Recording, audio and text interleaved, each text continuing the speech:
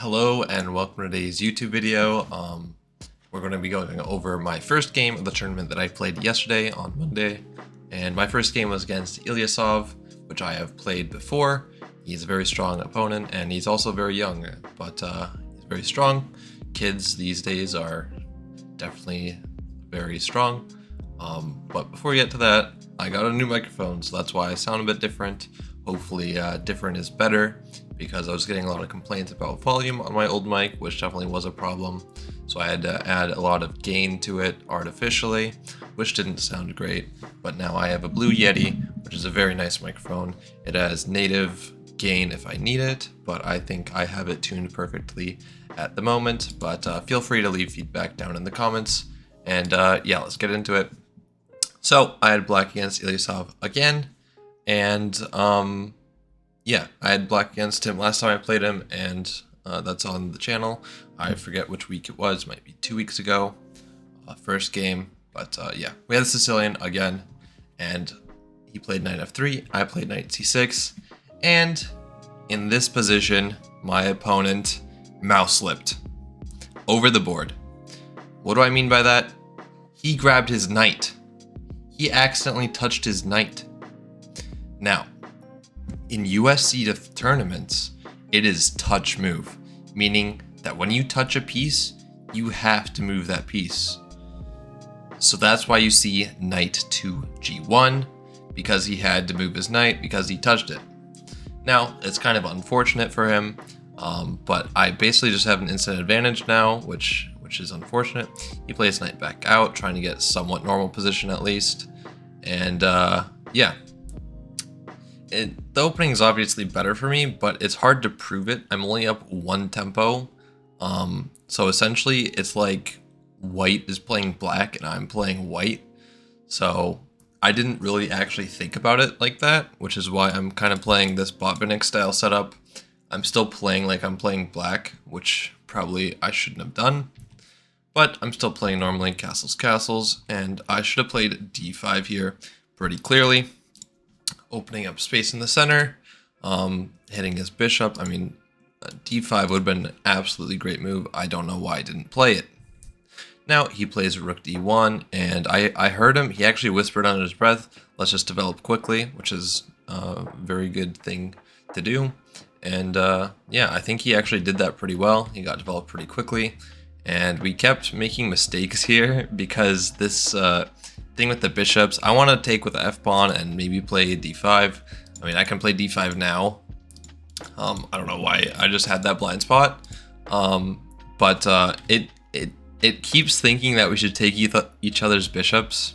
But I'm actually going with g5 because I want to put my knight on g6 and then on f4. But computer doesn't like it that much because, again, these bishops don't like staring at each other. It just likes taking each other's bishops quite a lot.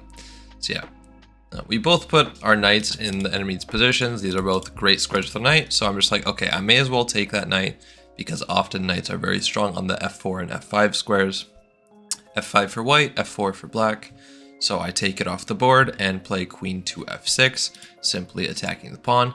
And there's no easy way to defend this pawn for white. In fact, you have to play g4, which is super ugly to play. But my opponent plays g3, so I give knight h3 check, and now I take the pawn on f5, protecting my knight. Now, there's no real easy way to attack my queen here.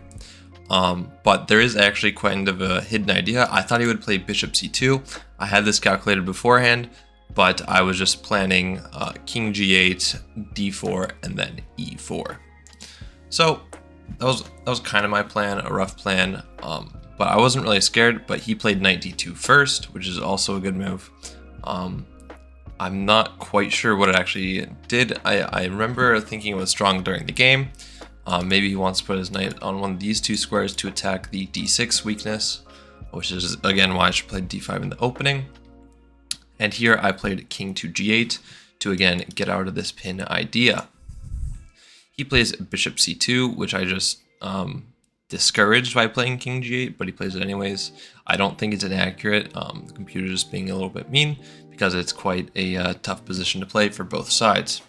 I play queen back to d7 to stop any shenanigans with d4, and I still protect my knight on h3.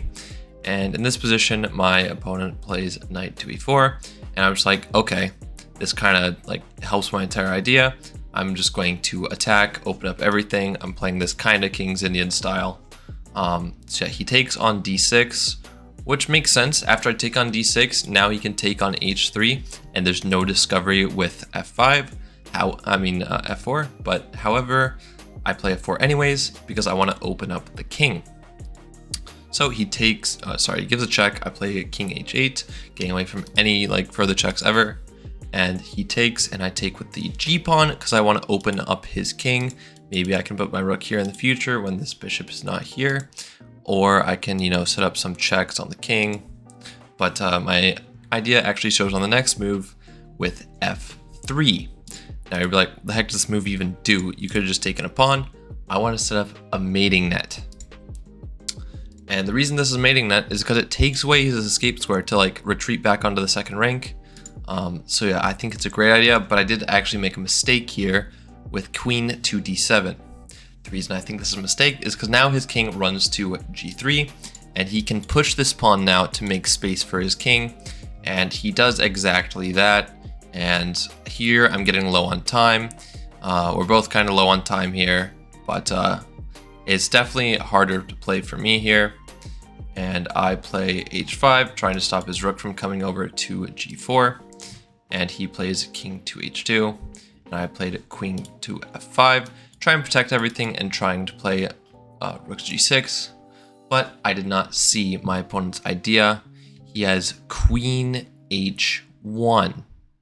And the idea of this is actually very smart. In this position, I played rook g6 and he played rook g1, and I'm already kind of busted. My attack's kind of dead, and I was low on time. This is all I have down in my notation.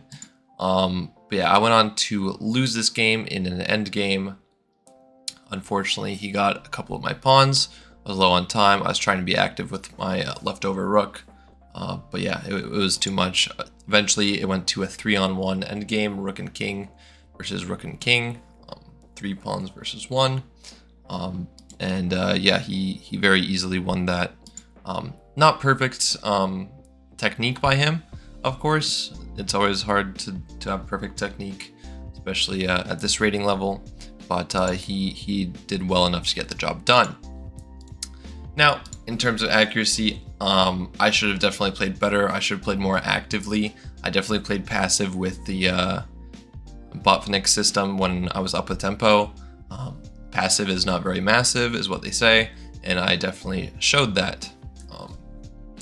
Yeah, anyways, accuracies, we actually played very similarly. White had an accuracy of 73.2, and I had an accuracy of 74.1, which I had an higher accuracy because it doesn't show the end game, which I definitely made plenty of mistakes in and were on to lose.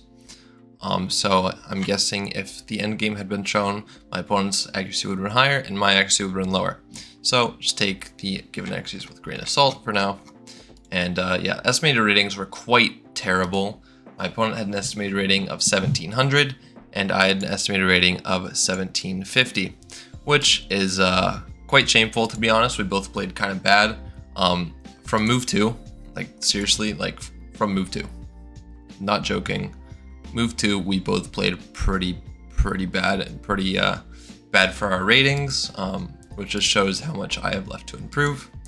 But yeah, anyways, thanks for watching today's video. I hope you enjoyed. Leave a comment down below, especially let me know on the sound quality, any sound adjustments that I should make. And yeah, don't forget to like and subscribe. And as always, I will see you in tomorrow's video.